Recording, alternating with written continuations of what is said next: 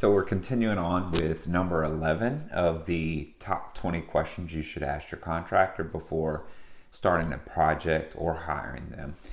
And number 11 is who will be on site and who will be the on-site supervisor. So this is an important question because you want to know who's going to be in your house and you want to know who's going to be supervising the work. It's smart for you to understand that because the owner of the company may not be the one actually on site doing the work, but they are ultimately still accountable for the overall product and the quality of the job. But you need to know who will be the on-site supervisor and what their qualifications and skills are, and just kind of dig in on that point just to make sure you know who's coming and going in your house, and then who to talk to on a day-to-day basis. So as a contractor, the flip side of this, so question 11 is important for the contractor. As you're talking to your client, you need to be aware of which crew, if you have multiple crews, will be in the house, and make it a point to let the client know their name. So some companies, service companies I've seen, they will actually text the client when they're on their way, letting them know, and it's usually an automated service that text the client and lets them know that so-and-so, whoever it is from your crew, is on the way, and it may have a picture or signature card with their picture and name. And this is, there's a number of reasons why this is a good and best practice for contractors. It's because from the contractor's perspective, the client sees that, okay, here's the person coming to my home, here's their name. And I've even seen some companies go as far as to put a little bit about the person that's coming, the crew that's coming, in the text message or email signature. So it'll say, hi, this is Chris. He is a site supervisor for Kirby Custom. And just a little bit about Chris. He has animals, loves animals, and yada yada. And then sometimes it'll say they are allergic to so-and-so. So sometimes when you're working on a job site, you get very familiar with the client. You're there with them. Sometimes they may work from home, or they may come home early from work and be in the house. So you're going to have some interaction amongst yourself and the client, especially the crews. You as the owner may not have that. But, and then there comes a point where the client may offer food, may offer drink, may offer, stuff like that. And so that little pre-message with that text lets them know who you are and stuff like that. But also from our perspective, you may have people that work for your company that are allergic to certain things. And that may be a conversation. From the estimator side, it's good practice to kind of talk about those things. These are things that show that you care in business a little bit more than the next person that may be bidding the work. When you can personalize that conversation about your crew, yourself, your company, and make them understand that, when they come, they may be allergic to dogs and the client may have a dog. Now, that's it's tough to, I shouldn't say hire somebody, but it's tough to have somebody who's allergic to dogs because there are a number of homes that have pets or animals and stuff. But as a company owner, it is imperative that you understand your people and understand that they may have allergies. So it is a good practice to conversate about that with the client and with whoever you're going to send out there. Make sure, number 11, make sure that you discuss who will be on site and who will be the on-site supervisor for daily communication for the client and daily communication for the project manager to ensure things go smooth. And then if there are other people who are going to be on site, you need to let them know. So if you've got subs coming in to do plumbing, electrical, whatever it is, they need to know who they are as well, especially if the contract was all under one umbrella and you are the general contractor for the job. You need to make sure that the client knows the names of everybody that's coming on site. Number 12 is, what is the plan for handling unexpected delays or issues? Okay, it's always important to talk about this up front. Once you get into the situation, reactions and emotions may overtake the situation. So it's always smart to reflect on what you talked about from the beginning from the client side and from the contractor side, because you can always refer to that conversation to calm the situation down.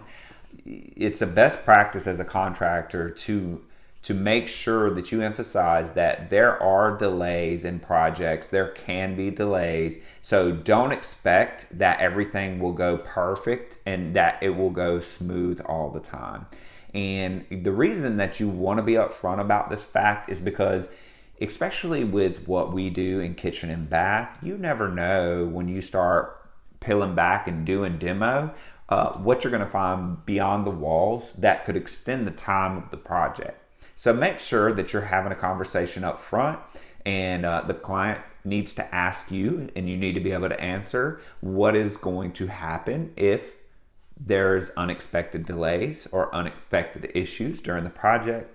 Make sure you talk it through, reflect on the conversation, use it as a tool going through the project, but also make sure that you're covered in your contract. There should be things like, if there is a change to the schedule, that should be outlined on your contract. Even if it's a one-page contract for a smaller job, there may be material issues, weather issues, so many other factors that come up during a project, especially a larger project. Both sides need to cover themselves, the client and the contractor. So number 13 is, can you provide a written contract? This is a best practice for both sides. And so when we first started out, we didn't have contracts. We would just get a call. We would say, yeah, we could do it. We'd go to the person's house, look around, verbalize what we were going to do. If they agreed at that time, we would do the work. And then as we continued to grow our business and things started to change for us, obviously we needed a contract. And so we would, we made up our own. And then as we got larger and larger projects, we actually use a contract for the remodeling side and for the home building side that was drafted by the Home Builders Association. And you can get one too at the NAHB. So the National Association of Home Builders website, they do provide basic contracts that you can purchase and then adapt them to how you need to perform the work. It's not a one size fits all, but it's a great template for you to use. So I recommend using those, and make sure that your client is protected and make sure that you are protected. Again, the client is protected because they've got a legal binding contract, and you are protected because you've got a legal binding contract. And the reason you want that in place is because from the client side, it holds you to a standard and it holds you to a timeline. And it also gives them some reinforcement that there is some remedy that they could take if something were to go wrong. So if you're going to do a good job and do things right, you should have no worries. However, from the contractor side, it does the same thing. You also have legal remedies that you can seek if there is something that goes wrong, you don't receive payment, you don't receive timely payment. These things happen, so it protects both parties to have a contract. Number 14, how will you handle cleanup and disposal of debris? So this is great information for the client and for the contractor to have. So one thing you can do, contractor tip, is you need to outline, if it's a large scope remodel or a home build, you need to provide some sort of disposal. So a dumpster on site and stuff like that, or a dump trailer. But you need to talk about where you're going to set the dumpster, where you're going to set the dump trailer, or where you're going to park. It just leads into a larger conversation about the logistics of the project, what door to come in, where to park, noise ordinances, who knows that you're in their house, the neighbors, making sure, is it on street parking, off street parking, can you fit a dumpster? If you can't, you need to come up with a way to dispose of the materials every day, the waste, and especially like during the demo phase of the project, what are you going to do with those materials? And then every day, how is the job site expected to look by the end of the day? If you have a conversation with the client about where you are in the project and what you're leaving on site. If it is considered waste, if you can't take it, you need to let them know why, because the last thing you want is for the client to think that you're just doing a dirty job, and it starts to bleed into, well, if they're not considerate of my home or taking out the trash, then the work that they perform probably follows along that same line, and it may not be a quality project. But the truth is, you may not have the means or a way to take it that day. So just communicate and let them know how. That way, they may also know, hey, you can't put a dumpster here. I know there, for us, like downtown, midtown Mobile and stuff like that. Downtown and midtown Mobile, you cannot put dumpsters in certain spots, and it is very, very hard as far as parking, placing dumpsters, and waste disposal. So these are conversations that if the HOA knows, if the client knows, if the community knows that, hey, we're going to be here, you're going to have a dumpster for a certain amount of time, then it will be off the property. These things help the flow of the project, and they help to ease the burden of stress when things start to pile up. And most of the time, the client is coming in after work. So if you aren't passing each other and there is no communication as far as they just show up after work, and I guarantee you every client that comes home is going to analyze the project, especially if you're not there. They're going to walk to that space and they're going to look around. They are judging that space every day. They're judging the quality of the work that's performed, and they are judging the cleanliness and safety of that job site. So just be mindful, if they're not there every day talking to you before you leave, you need to have a means to communicate with the client about how you're going to pick up and why things are the way they are on the job site. Question 15, what is your approach to safety and insurance for workers? This is a great question for both sides, again, because you want to hire a contractor who does have workers' comp and is going to talk safety. So if our estimator goes out and sells a job, they should talk about some initial safety concerns or address safety concerns during the scope of the project, and make sure that from your side as the client, you're protected and understanding how, if something happens on the job site, what your liability is and what your role is in that. And then also for the contractor, it's the same thing, understanding what your liability and role in protecting the job site, the insurance and stuff like that. So for the homeowner, you're going to want to see a general liability policy that covers damages and things like that. You're going to want to see a workers' comp policy and understand that they are protecting, if it's not the owner doing the work and they have people working for them, that everybody that comes into your household is protected by some sort of insurance. Because I know in most areas, if they are not and you hire them, that stuff should be laid out in the contract, but if it's not, in some instances, you can be held liable if they're hurt in your home. So definitely a great question. Number 16 is, what is the dispute resolution process? So I know, again, back to our contract, we have it laid out that our first thing would be mediation. And I guess, as a contract from the Home Builders Association and Remodelers Association, there's reasons for that. You do want to make it known, if you've ever been through something like that, it's tough for both sides to try to work through. Initially, you want to verbalize, though, listen, if there's a disagreement on the project or how it should go, ultimately, when the client selects you as the contractor, you should own that project from beginning to end. The client should trust you to do the job you were hired to do. So if you have any concern from the contractor side or there are any red flags, you have to let them know who's in charge. You own that project. You are the expert in that field, and it is your job to ensure that it is safe and done in a timely manner, but most of all, that the quality is there.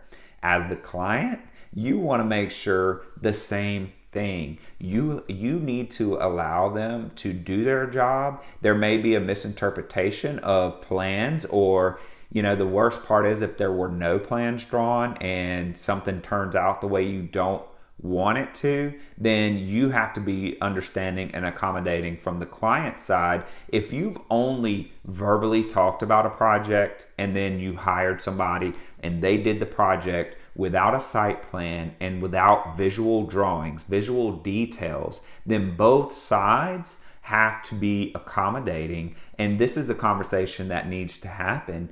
I always recommend drawings, but in some instances it's not necessary. But you don't get the exact outcome that you want. So it is a great conversation to have up front, dispute resolution, and how we're going to handle things if there is a disagreement from the contractor and from the client side. Number 17 is, can you provide a list of subcontractors that you work with?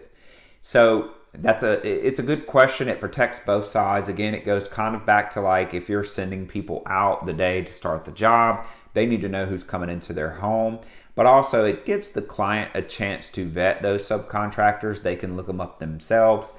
But it's also twofold. So unless you've got a contract in place, you have to be careful with this one. As a contractor, if you provide them a list of your subs, there are people who will take advantage of that situation, call those subs, and ask them to negotiate a price without you involved as the general contractor. So you have to be sensitive to that. Most of the time, I do recommend that the client get that list and understand, again, who's coming into their home so they can do their own due diligence. And sometimes they may not want one of your subs in their home, and that's perfectly okay. They are hiring you to manage the job. However, if they raise a red flag about one of your subcontractors, then you need to be understanding and be able to pivot, and hopefully you have a backup subcontractor or somebody that if they don't want to use yours, then you need to tell them they should hire their own, because it puts you at a liability and then it delays the project.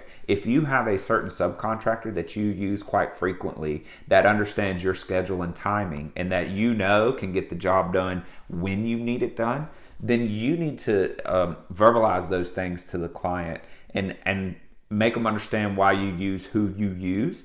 And then if they choose not to use or want to use the subcontractors that you typically do and feel comfortable with it, then you need to allow them to hire their own. However, I would not start a project, and this protects both sides.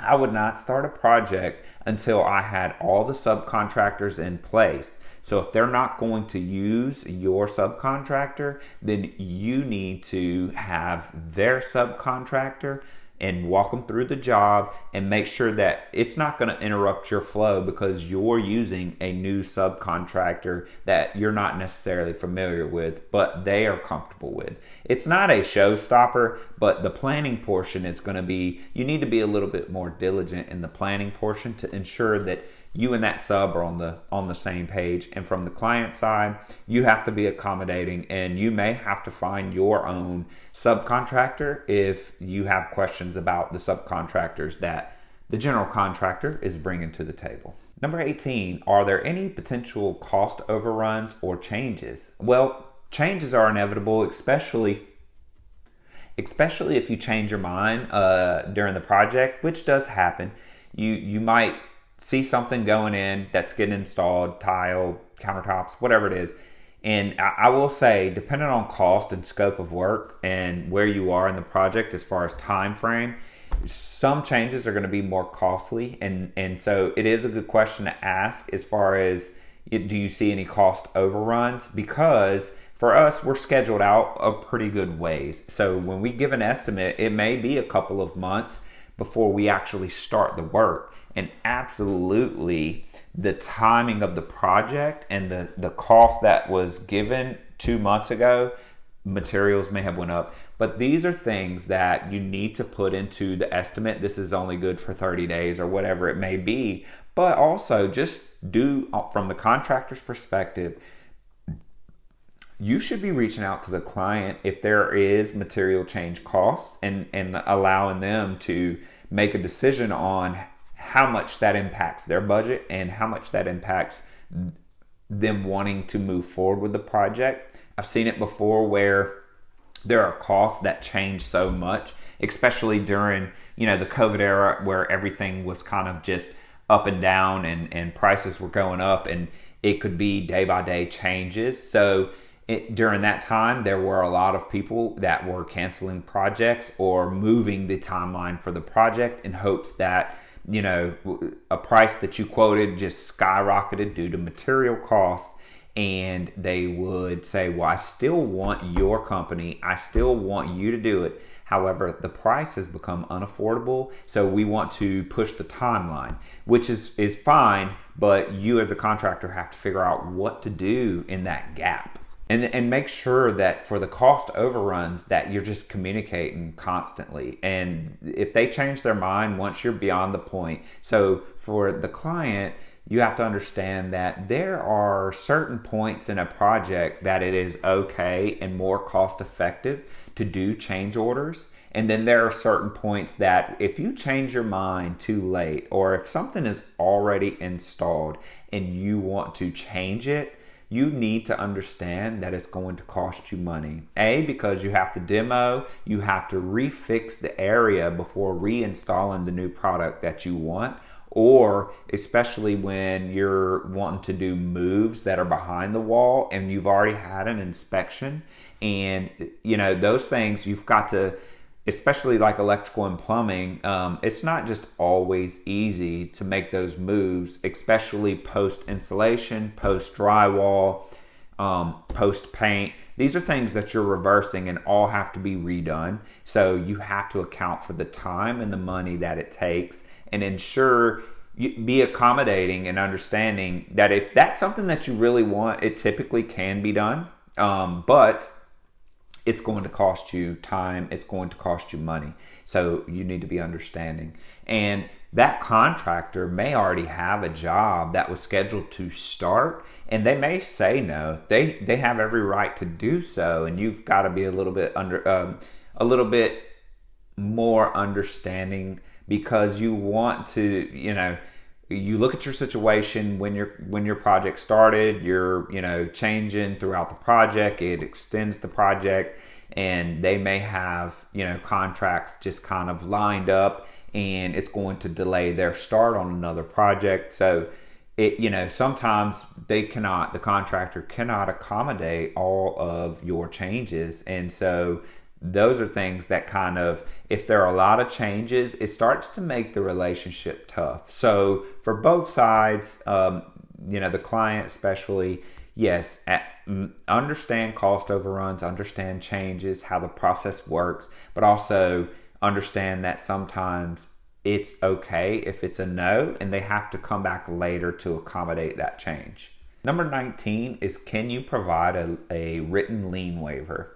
Okay, so what is a lien and how can it be performed by a contractor? So a contractor can put a lien against your property. They can go to the courthouse and pay a certain amount to put a contractor's lien or mechanic's lien, or there's some different terms that are used in different areas.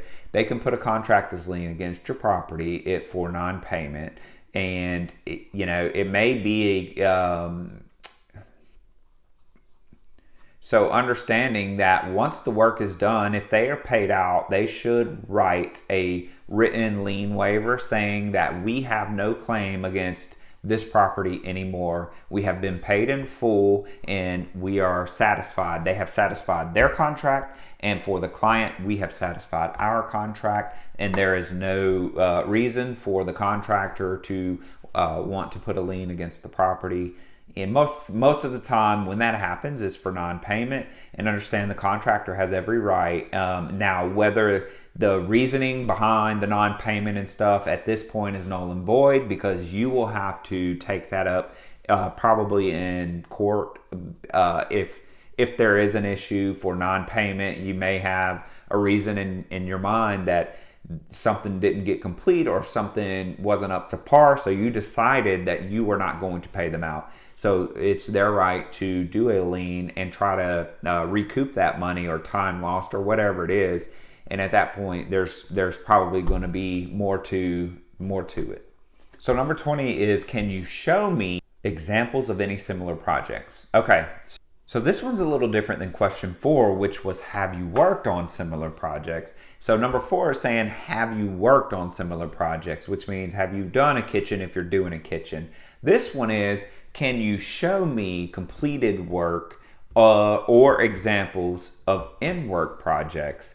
And the reason being, okay, I'm not the biggest fan. I put this in here because it is important to ask, and some contractors will be accommodating and will show you job sites. But if they don't take it as a knock on the contractor or that they're not proud of their work, but there may be sensitive reasons. Maybe the homeowner doesn't want you in their house, but it is important to ask that question, because you never know if they do have empty houses or empty job sites that you can come and take a look. And that is really one of the best ways to determine how your project is going to be managed. Maybe not turned, how it's going to turn out per se, because if you go into an in-work project, sometimes this is renovation, so it's not always going to be just a pretty project. So the site is going to get ugly sometimes and nasty, and you're gonna have trash and stuff like that. However, that should be kind of managed, and you shouldn't walk onto a job site and it totally be trashed out with bottles everywhere, Coke cans, or any of that type of stuff. So if that's going on, they're being a little sloppy, you can identify that, and you have a choice to make. Well, is it absorbent? Is it a lot? Is it too much? Is it something that that I want on my house or my project and my the job site to look when they're doing it for me? And then also you can look for quality. If you want to go look at an in-work job, you can go and see who's working on it. You can see what the job site sounds like, looks like, smells like, and you can make sure that you're really vetting your contractor. And then from the contractor's perspective, again, if they don't want you to come look at an in-work job site, there may be many reasons for that. Number one being that the homeowner really doesn't want any more people in their house, or even if they're an away homeowner we get that a lot down here on the Gulf Coast, where people aren't here and we may be working on their house. They may be out of town. It may be a condo. There's a number of reasons, but they just don't want a lot of traffic through their house. And so, sometimes the contractor really just can't show you an in-work project. And then after the fact, a lot of the times people just really want to be left alone. They may give the contractor a good review, but they don't want a bunch of people coming by their house and stuff like that. So, but it is a good screening tool. And, again, not just can you show me some completed projects, right? But also it's, how many have you done, and, what their experience level is. Gauge that. This is a great tool for gauging that.